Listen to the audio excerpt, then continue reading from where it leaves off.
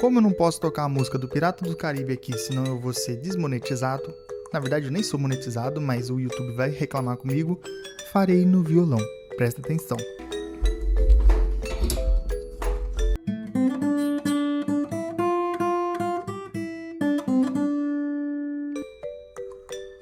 Bom, eu acho que por conta disso mereço um like, tá? Bom, como eu já dei o spoiler do que o vídeo vai ser hoje, pega a pipoquinha, senta aí, que você vai conhecer a história do verdadeiro Barba Negra. Mas primeiro vamos usar um pouquinho da imaginação. Vai lá, imagina que tu tá naquela época. Você tá no navio, no meio do oceano, e de repente um outro navio se aproxima. Uma fumaça escura sobre a cabeça de um homem gigantesco.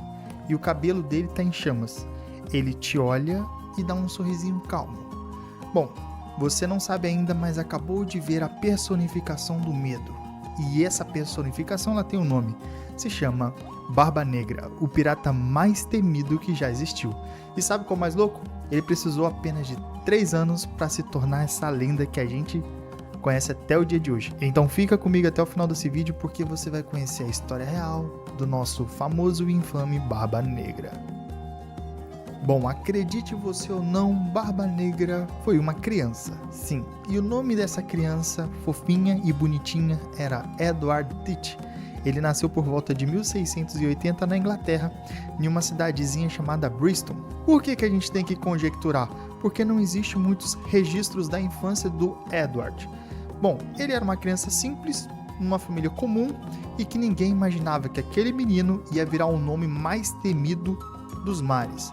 Era o que minha mãe sempre diz, oficina do diabo é mente vazia? Mente vazia, oficina do diabo. Aquela criança foi crescendo e ele acabou se tornando um corsário. O que um corsário faz? Ele ataca navios e rouba. E o que um pirata faz? Ataca navios e rouba. Cara, então é a mesma coisa? Não, para com isso, para de ser bobo, deixa eu te explicar. Corsário tem uma vantagem a mais do que os piratas. Sabe qual é essa vantagem? Ele tem a permissão do rei para fazer isso. Ele ajuda o rei a atacar os inimigos da coroa e com esse ataque ele pega 80% do que ele conseguir saquear e dá 20% para o rei. Cara, é um excelente negócio para um moleque que não tem perspectiva de nada. E ele lutou nessa função de 1701 a 1713. Quando a guerra estava rolando entre Inglaterra e Espanha. Só que, como nem tudo são flores, credo, né? É difícil, é feio falar isso, né? Só que como nem tudo dura para sempre, exceto Rexona, que não te abandona, o cargo de corsário acabou. E sim, muita gente que vivia desse trabalho honesto ficou sem emprego. E Edward tomou uma decisão que mudaria tudo na vida dele. Ao invés dele preferir arrumar um emprego digno e honesto, ele tomou um outro caminho que mudaria a vida dele para sempre. Ele preferiu entrar na pirataria, que é a mesma coisa que ele estava fazendo, só que sem a permissão do rei. Basicamente isso. Então ele pegou as suas coisinhas e foi parar numa ilha chamada Nova Providência, que hoje nós conhecemos como Bahamas. Lá, piratas eram muito bem-vindos. E foi lá que Edward conheceu um capitão chamado Benjamin Hornigold. Edward tinha talento. Sabe quais eram os talentos dele? Ele sabia ler, escrever, fazer conta e navegar. Pô, Igor, mas ler e escrever? Coisa mais normal do mundo? Se bem que hoje temos muita gente analfabeta, mas naquela época era algo sensacional, era algo diferenciado. Bom, e com esse talento todo, Edward subiu de cargo e de conceito com o capitão Hornigold. E aí, em pouco tempo, o capitão ele deu para Edward um navio com 70 homens. Meus amigos, não deu outra. Edward e o capitão Hornigold acabaram se tornando amigos do crime. E, meus amigos, eles viraram terror dos mares. E detalhe, eles eram muito bons no que ele fazia. Tem gente que usa a inteligência só pro mal. Só como nem tudo são flores, acabou que eles tiveram um desentendimento. Por quê? Porque o capitão Hornigold, ele só queria atacar navios espanhóis. E Edward parou na frente dele, vapo. É claro que eles dividiriam o lucro, mas o Hornigold começou a achar essa atitude do Edward muito ruim para os negócios ali. Só que o que aconteceu?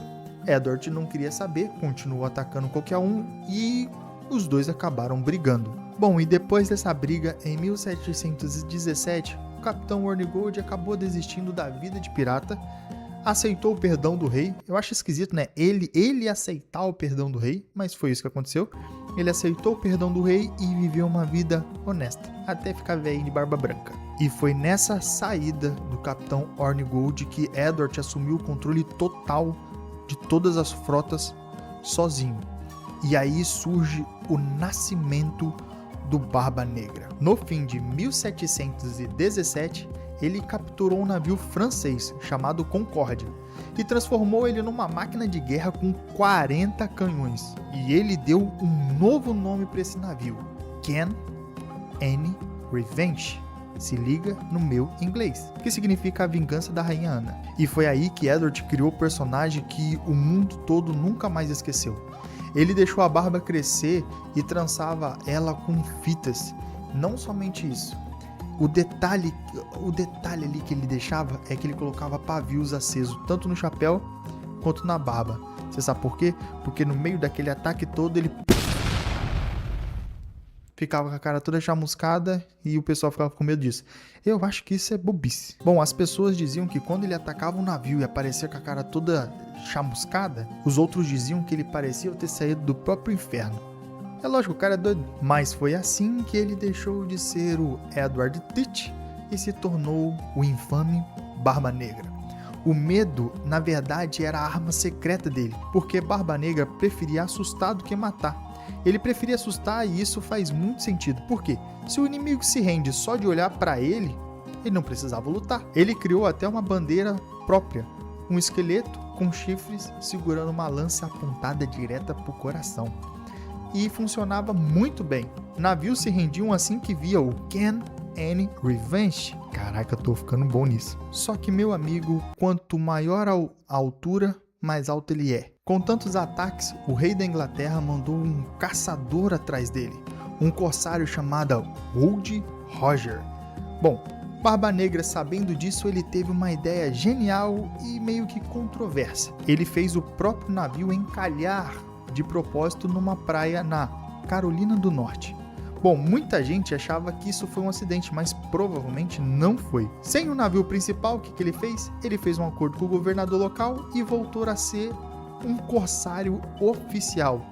Ele ganhou perdão total pelos seus crimes. E a vida dele foi boa durante um tempo. Ele se casou, viveu como uma celebridade durante meses, só que a raizinha do mal estava impregnado nele. Não durou muito tempo e poucas semanas depois ele já tinha voltado a atacar outros navios.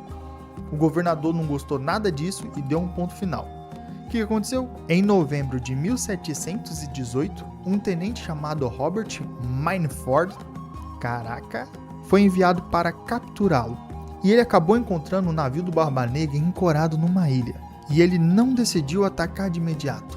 Ele esperou, travou as áreas marítimas, não sei nem como fala, mas ele impediu que qualquer navio passasse ali perto. E assim, no outro dia, aconteceu a batalha final.